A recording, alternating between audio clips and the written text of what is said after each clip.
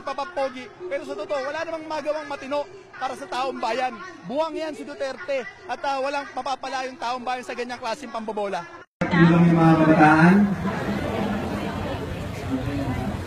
sila yung nagsasabi ng totoo at pahiya to si Alvarez, ugok. Palibasa, puro mga tuta kayo dyan sa batasan. Pera lang alam nyo. Di ba dapat yung nakakulong, mamamatay tao? Dapat ang nakakulong, kriminal. Dapat ang nakakulong, yung mga magnanakaw.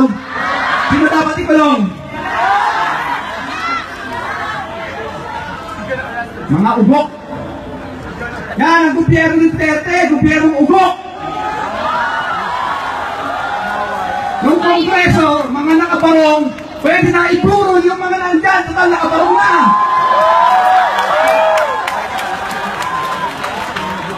Maganda na yung mga barong nyo, higa na lang ang kulang. Saksakan ng mga ugok itong mga ito. Kasama yung Pangulong Bugok. Sinabi ba naman sa SONA, ang sabi niya kanina, yung mga nagpo-protesta, kayong mga nagrarally, kayo daw mga lumad, magsiuwi na daw kayo. Magsiuwi na daw kayo dahil wala daw silbi yung pagpo-protesta ninyo. Tumigil na daw kayo sa pagrarally dahil wala daw kwenta ang pagrarally ninyo. Totoo ba yan? Nandito yung kalagayan ng mamamayan. Nasaan ang mga manggagawa? Nasaan ang mga magpupukid? Nasaan ang pambansang minorya? Mga taga-Luzon, Visayas, Mindanao. Nandito yung mga biktima ninyo, mga ugok. Nandito yung mga pinatay, ang mga magulang dahil sa martial law. Nandito yung mga kinulong ng pasistang gobyerno ninyo. Nandito yung mga hanggang ngayon gutom, walang bahay, walang trabaho, hirap ang buhay dahil sa mga patakaran ninyong bulok. Nandito ang tunay na state of the nation. Kayo ang mga walang kwenta, magsuwi na kayo. Tantanan nyo na yung dakdak. Tantanan nyo na yung parampa ninyo dyan. Hindi na yan, kasi nungalingan ang ginagawa ninyo. Dahil ang kalagayan ng bayan, hirap, gusta, at kabilitaran ang sinasabi ng ugok ninyong presidente. At kayo nagsama-sama kayo, mga bugok kayo. Nandirito ang boses ng taong bayan. Libo-libo ang nagmarcha at lumabas sa buong bansa, daang libo yung kumilos. Palakpakan natin ang mga mayang lumalaban.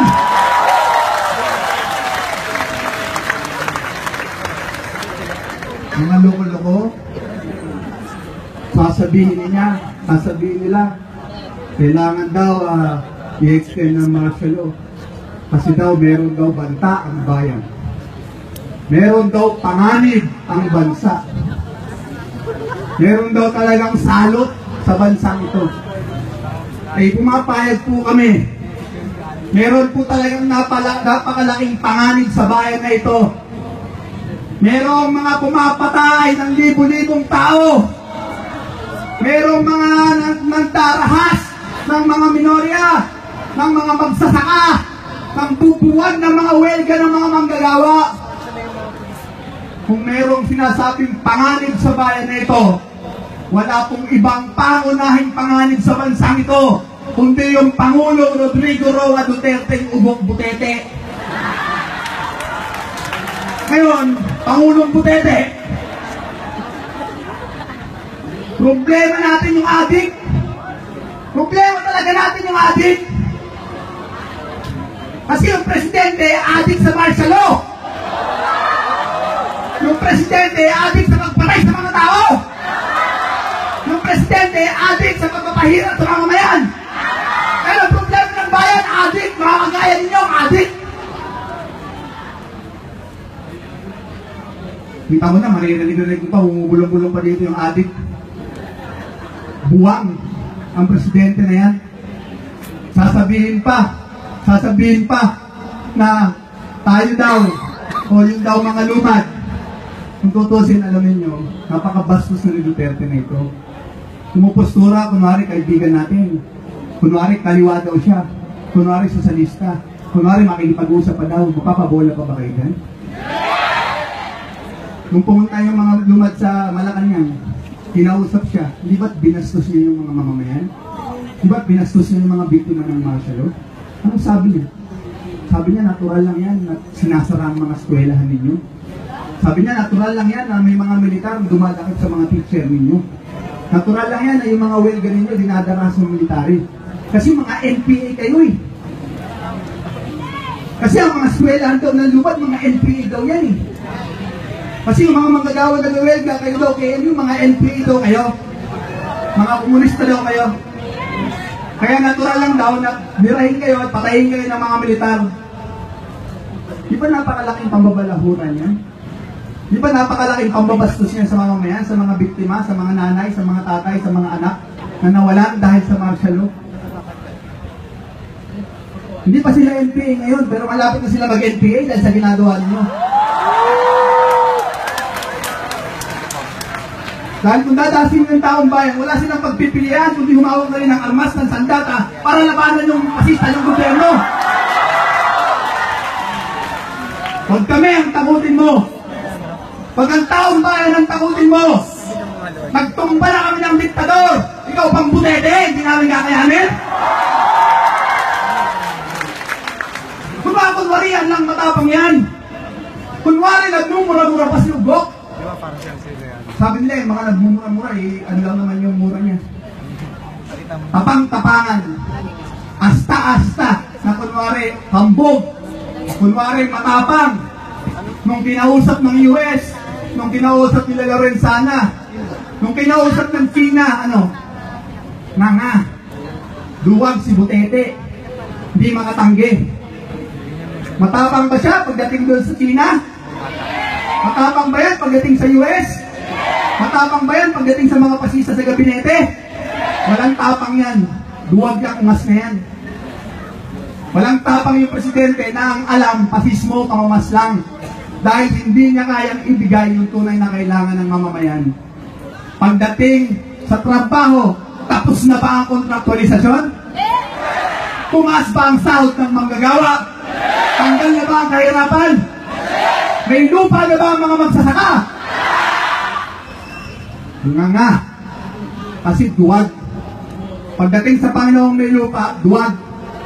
Pagdating sa mga militarista, duwag. Ang alam gawin, oo, tapang-tapangan. Pero sa totoo, buwang. Hindi tayo matatakot, hindi tayo mabobola. Mabobola pa ba kayo?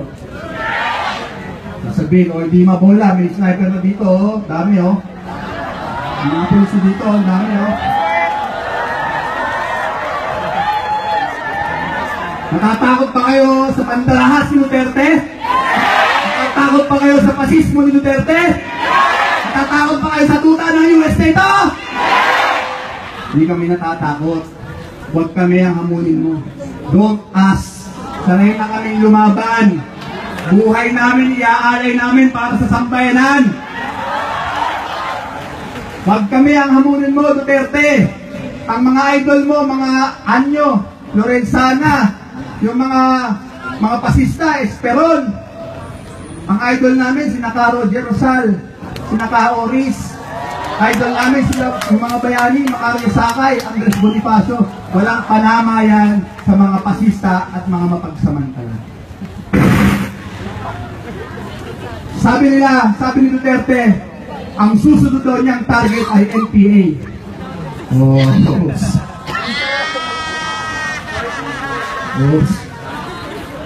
Hindi na daw siya makikipag-usap hanggat hindi daw sumusuko yung NPA. Una sa lahat, kaya nakikipag-usap ka, di ba? Kasi nga ayaw nga sumuko. Hindi ka ba naman buwang talaga eh. Kung sumuko na ba't pa makikipag-usap? Simple logic. NPA, next na daw sa target nila, hintayin daw matapos yung Marawi. Baka nga hindi nyo matapos yung Marawi. Hintayin daw yung NPA daw na target yung susunod. Ibig sabihin nun, buong bansa na yun. Ibig sabihin daw ba, martial law sa buong bansa. Takot ba kayo sa martial law? Merong sigaw noon yung mga first quarter storm, di ba? Anong sagot sa martial law? Anong sagot sa martial law? Anong sagot sa martial law? Anong sagot sa martial law? Sa natin at ano nga umawin natin mga kasama? Imperialismo! Burokrata, kapitalismo! Feudalismo! Duterte mismo! Duterte mismo! Ang mga tuta, ang mga pasista, walang panama sa revolusyonaryong paglaban at pagkakaisa ng taong bayan. Mabuhay ang pambansa demokratikong revolusyon! Abante, demokratikong revolusyon bayan hanggang sa tagumpay, kabataan at mamamayan, tumungo sa kanayunan, ang lingkuran ng sambayanan, ipagtagumpay ang revolusyon Pilipino.